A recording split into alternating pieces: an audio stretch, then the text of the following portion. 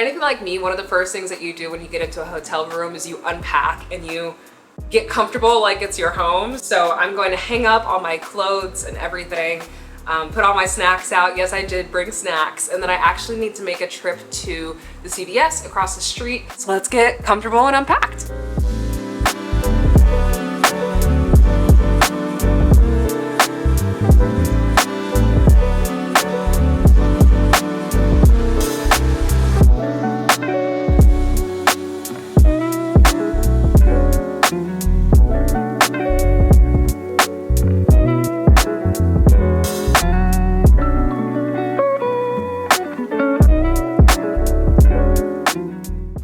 Tip, if you're bringing makeup brushes with you and you want or need a place to put them, normally there's some kind of like bar, like a little bar with teas and stuff in every hotel room. Just grab one of the mugs and use it to hold your brushes or your makeup items that are vertical that you're not just sloshing around on the table.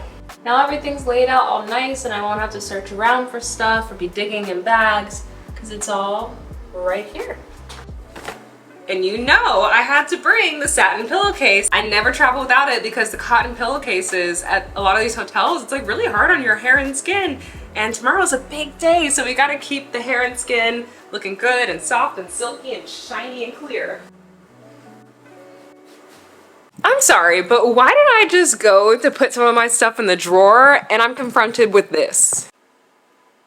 What is that doing in a hotel room drawer? Is this a DC thing? Like, are there just so many politicians that are here? There needs to be a holy Bible for people to swear on? Like, what's happening? Christian hegemony shows up in so many different ways, doesn't it? Da-na-na-na, because the actual sound is copyrighted. I guess I'll be putting my underwear and my pantyhose right next to the holy Bible. I don't know how I feel about that. So I've made the mistake in the past of not bringing snacks with me when I travel. And I think especially when I'm traveling for work, there's not always like time to go get a meal because things are normally like super busy. And this is one of those occasions where it's gonna be super busy. So the other day before I came here, I picked up some snacks. I have banana, trail mix, my daily vitamins, and a couple protein bars. That way I won't be beholden to whenever we have meals as a team. I'll always have a little bit of something to nosh on if I get really hungry throughout the day.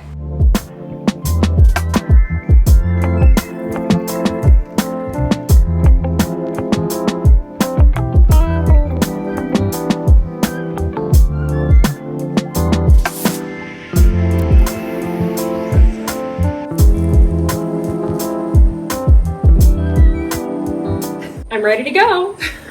I really hope my makeup looks okay because lighting in the bathroom is really harsh and very yellow. But it looks okay in the camera, so I'm just gonna assume that it's okay in real life too. If you recognize this coat, it's because I wore it to the White House last year. This is the look for night one for our team meeting, and I am already running late, so gotta go. Are y'all comfortable being in it? I don't want to, are you sure? If you're not, that's okay. That's fine. Should we like be still or like Converse? Yeah, like act natural and go. And go. Should have me live, laugh, love, like.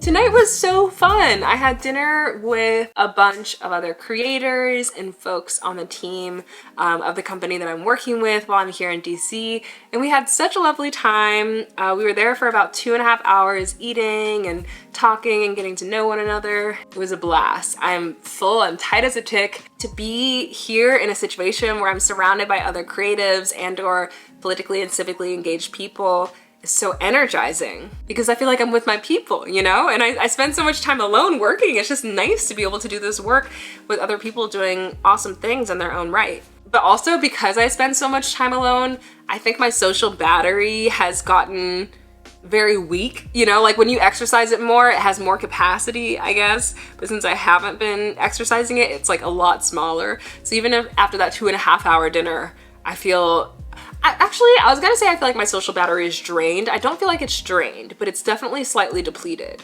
but not in a bad way. Do you ever have that experience where it's a very positive social experience, but it's also incredibly stimulating? And so when you get home in the quiet, it's like the quiet is loud.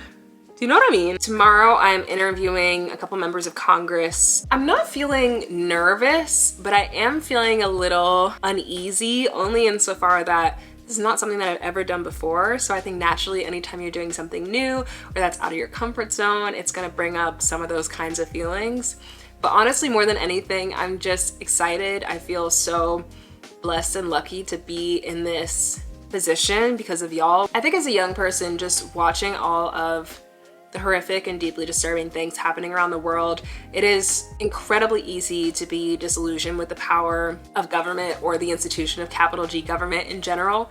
And to actually get to be here and see the work happening in real time gives me a little sliver of hope in the cacophony of chaos. So it is a little bit before 10 p.m. right now. I'm gonna take off this fit, I'm gonna put on my jammies, I'm gonna take off my makeup, do my nighttime stuff, decompress for a minute, and then I'm going to sit down, do a little bit more research, maybe for 2 hours, and then we're gonna knock out, we're gonna get a good night's sleep. I'm so excited to show you my outfit for tomorrow because, baby, the outfit for tomorrow is giving. She is chic down. I feel like that's something I've really been working on over the last couple of months, is transforming my wardrobe to represent where it is that I'm trying to go. And I know that's such a corny thing to say, right? Like, don't dress for the position you have, dress for the position you want.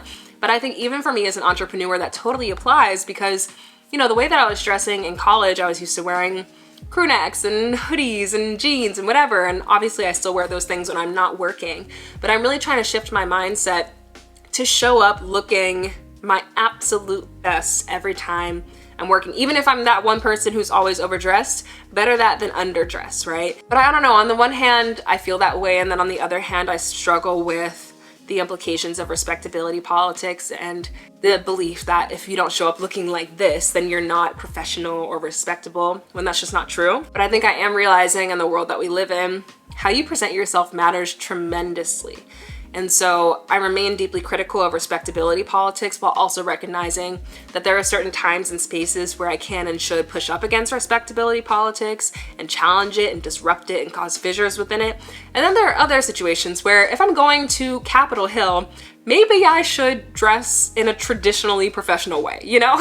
For me personally, I think there's a time and place for everything. I definitely see the work that I'm doing tying to more of a career in politics. I just don't know what shape that's gonna take yet. Of course, my skin is breaking out right now when I really need it to not break out. I was on Accutane a little over a year ago, and I feel like for the most part, I mean, it got rid of all my cystic acne, like the big stuff, and for most of that year after doing it, I didn't get any acne at all. But now, like, sometimes I'll get little bumps and stuff. I think it's because I flew today, and so all that recycled air is just like super bad for your skin. And then when I got here, I like put on a little bit of makeup to go to this dinner thing, and now I've come back and have 2 pimples on this side of my face. I feel like I've just got like a bunch of little ones. I've got a bunch of little ones on my forehead, a bunch of little ones on my cheeks. It's like a textured breakout. There's nothing cystic, knock on wood. Where's the wood? That's plaster. Okay, there we go. Can you tell I'm not superstitious, just a little stitious?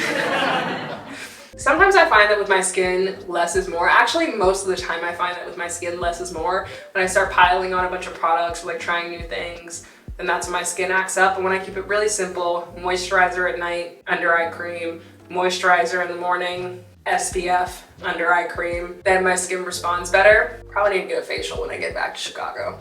Okay, I need to stop putzing around and get to work. It's already like 11. Spoiler, I ended up staying up till 3 in the morning preparing for these interviews, but it ended up being worth it because the next day was amazing. Today's the day, baby. We're going to Capitol Hill. So if you don't know, there's this thing that happens every year called the State of the Union, which is essentially where the president gives an address to the nation summarizing the work they've been doing over the past year. And leading up to the State of the Union, there's this thing called Media Row earlier in the day where members of Congress come to a certain area on Capitol Hill and they do interviews with traditional media. Now, typically, content creators have not been allowed into this space, but last year, for the first time, we were. And this year, for the first time, I was invited. So essentially from 11 a.m. to 4:30 p.m., we were just interviewing members of Congress, talking about issues that we care about. I had so many meaningful conversations. Honestly, I did start out the day feeling very nervous, but once I got into it, I realized that we're just chatting about issues that we care about. We're talking about repro, we're talking about climate, we're talking about all kinds of things that Gen Z feels very passionately on. After Media Row, we had about an hour and a half back at our hotel rooms. As you can tell, I tried to record some of my initial thoughts right after the event, but all of my tech was dead because I had been using it from like 11 a.m. to 4:30 p.m. After taking some time to freshen up, I went to a State of the Union watch party with all the folks who were at the event and some other new people, which was super fun because I got to socialize a bit. But honestly, by the end of the night, I was pooped. I think I got back to my hotel room at maybe midnight, and then the next morning I woke up at 7 a.m. because I had a deliverable due for a client that morning, and I also had to pack up my hotel room and then go to the airport for my flight that was at noon. I just packed up this whole room in like 6 minutes. That must be some kind of a world record or something. Let's go.